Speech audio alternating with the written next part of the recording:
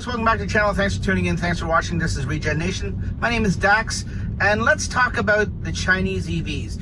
I got a new little setup here where you can see my ugly mug, so you see that I'm talking to you, but then you don't have to just see me all the time. You can see where I'm going. I'm on a commute and I'm stuck in traffic, but you can like look around while I'm talking. It's sometimes better than just seeing a talking head person just talking. Let's talk about the Chinese EVs. Now, if you live in Canada, I'm in Canada, you know that in last month, before I get into this is not to get political, so I want you guys to express your comments down below.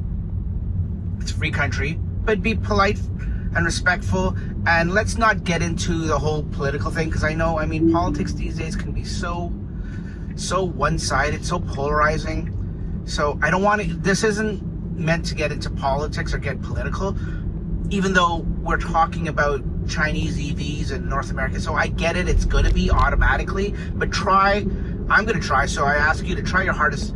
Let's not get too political or political at all. But I do want to know your comments down below.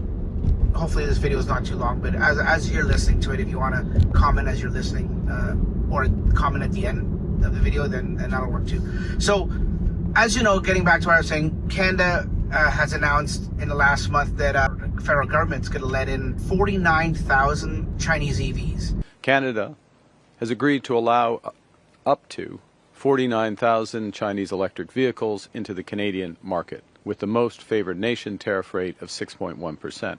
And they've reduced their tariffs from 100% down to 6.1, which is what it was before. And it's going to be cheap EVs, like cheap, affordable. When I say cheap, affordable EVs.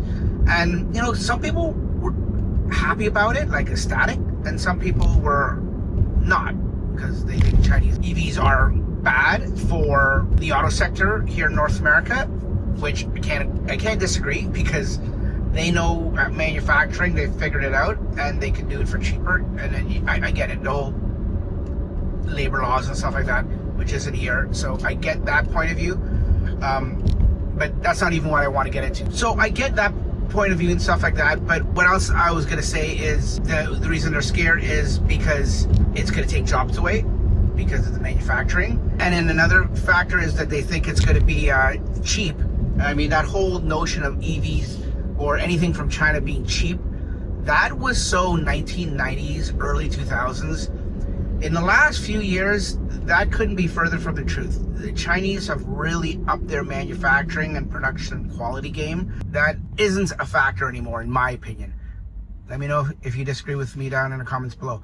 But the biggest thing, and what I've been hearing out there on the interwebs since this has been announced, is people are scared that China is going to spy on us. They call them spy, like politicians and stuff I've read online, people are calling them spy cars, Chinese spy cars. And the reason this came up, because, you know, this topic came up because it has been a topic for discussion openly for the last few weeks since the announcement, even probably before that, but even more so now that the Canadian government has announced it. But this isn't just for Canadian government. If you're watching from anywhere around the world, my US friends, my European friends, you guys already have some in Europe. So tell me what you think. This isn't closed out to just Canada. Anyways, a news article came out from our beloved CBC here in Canada. It's a news organization, and anyways, CBC. If you don't know what it is, don't worry about it. But if you know, you know. Our good friends at the CBC had a video and an article saying, should we be worried about Chinese EVs spying on us? And now with Chinese EVs poised to hit Canadian roads, there are concerns about cybersecurity. China wants these electric vehicles to be roving surveillance operations on our streets. I'm concerned about cybersecurity and the threat of China. It's a good video. I'll link it down in the description below. You can go watch it. But in a nutshell, they talk about, and they talk to experts, and they talked about if it's a valid concern. And the long and short of it, and I don't want to make this video too long because I want you guys to discuss this down in the video, in the comments below, more or less. But I'll tell you my take, and I'll tell you what the video basically comprised of. Is basically they talk to experts, and Yeah, there is some concern. There is, anything that China makes, the companies are fully state-run by the government, and an agreement, from what I understand, according to this article, is that at any time, Chinese government can use that information for whatever they want. Experts do have some real concerns about the data Chinese car manufacturers can collect because of that country's national security law, which basically states that any Chinese company is obliged to help the Chinese state when asked. Now, Tesla has been in China for a while. I wonder what the agreement, I don't think we definitively know, or maybe we do. Correct me if I'm wrong down in the comments. Now, I don't think they do, because I don't think technically Tesla is owned by the Chinese government. I think they were able to swing that, like, okay, we'll do manufacturing, we'll contribute to the country and everything, but you don't own any of us. I think Elon was able to do that. I could be wrong, because it's state-run, all these other Chinese EV companies, that they can have access to the data at any given time. You know what, though?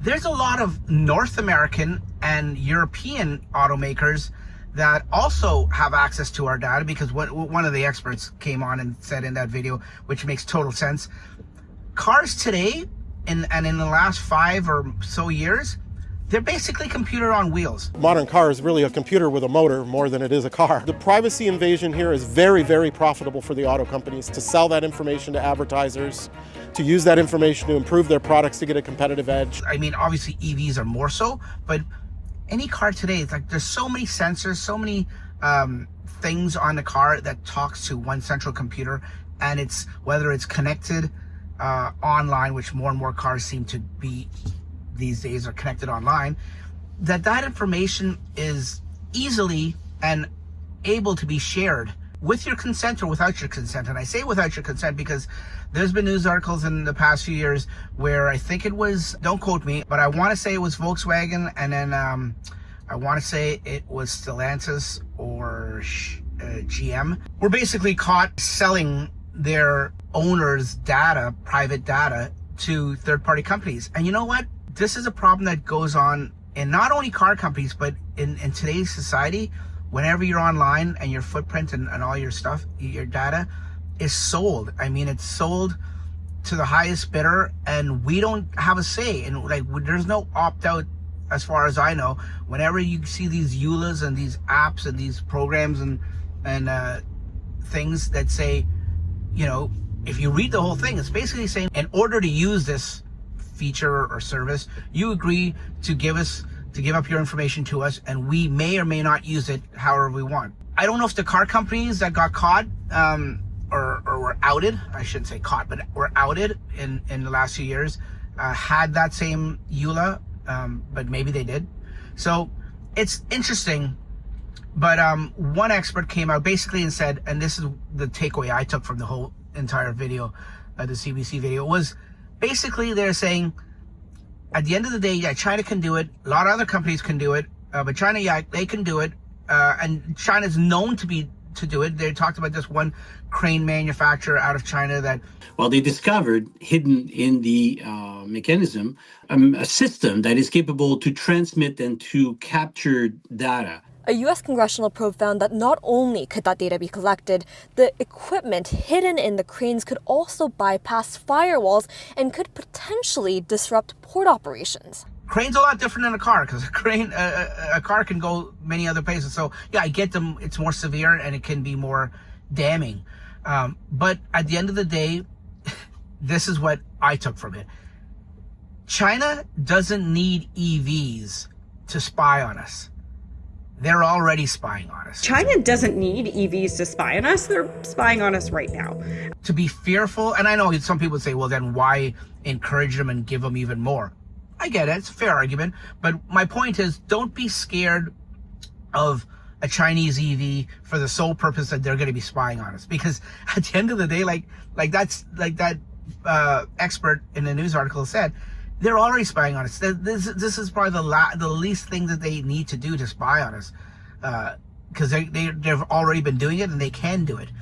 Whereas the other companies, in my opinion, would have more of a chance, and you would have more of a chance, or we as consumers would have more of a chance of being spied on from the other companies, because they haven't been doing it, or they have been doing it, but they haven't been doing it at the rate that China has been doing it. So they're more apt to do it, and they're more apt to do it secretly, and then hope they don't get caught.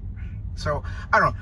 That's it in a nutshell. Like I said, I'll link the video down in the description below, but I want to know your take on it. So let me know down in the comments below. Let's continue the conversation there. Let's not get too political. I mean, if it's rude or stuff that's gonna get anyone in trouble, I know there's a lot of keyboard warriors out there that think that the internet they have anonymity and they can say whatever they want. But no, you can't get in trouble. And if anything is gonna be bad, I'm just gonna delete it. I mean, I'm telling you up front now, so there's no surprises. But yeah, let's have a civil conversation down below in the comments about what do you think? Do you think you would buy a Chinese EV? And like I said, this is open to not just Canada, not even just Europe where it's already happening, sales, I mean, but in the US, because let's face it, maybe not now in the next 2 or 3 years with the administration down there, but eventually, I hate to say it, whether you don't like it and you're one of those opponents for it, Chinese EVs will come to the US. There's no doubt about it. There's no way around it.